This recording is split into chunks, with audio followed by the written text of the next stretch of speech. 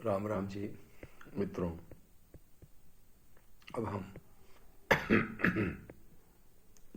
अब हम भगवद गीता अध्याय 15 के श्लोक 15 में प्रवेश कर रहे हैं, जहाँ भगवान श्री कृष्ण कहते हैं, सर्वस्य च अहम राद सन्निविष्टः मत्तः स्मृतिः ज्ञानम अपोहनम च वेदैः च सर्वैः अहम एव वेद्यः वेदांतकृत वेदविद एव च अहम।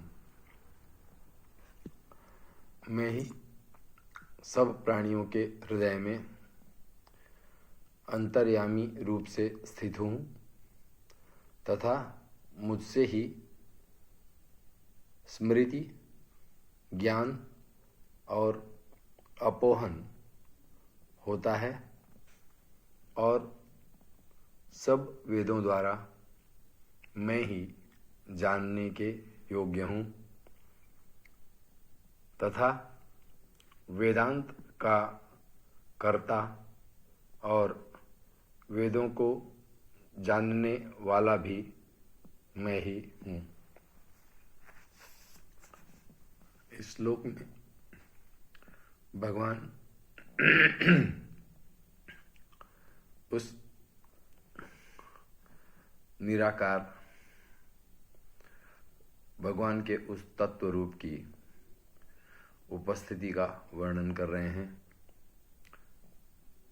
भगवान का वो तत्व स्वरूप सर्वत्र चहुं ओर विराजमान है।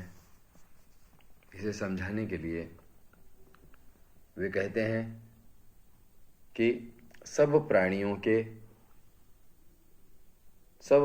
के हृदय में भगवान ही स्थित हैं।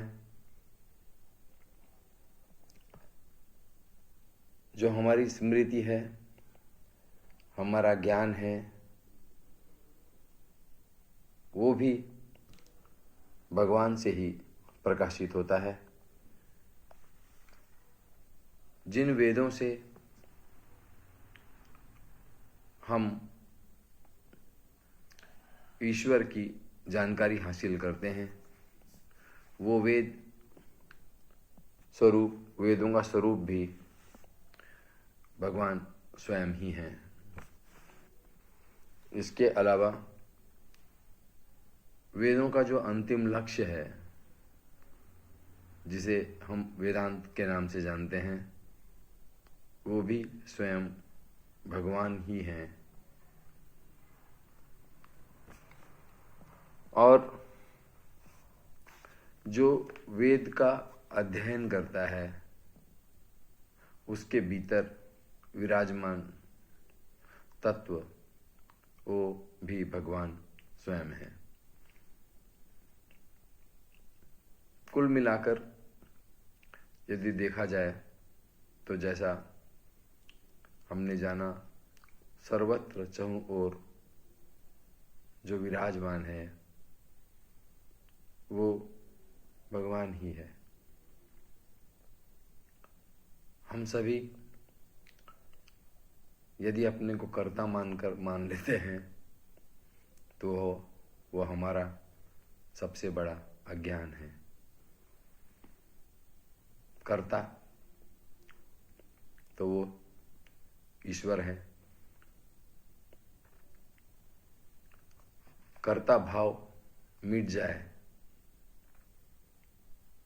अर्थात ईश्वर ही चहुं ओर नजर आने लगे,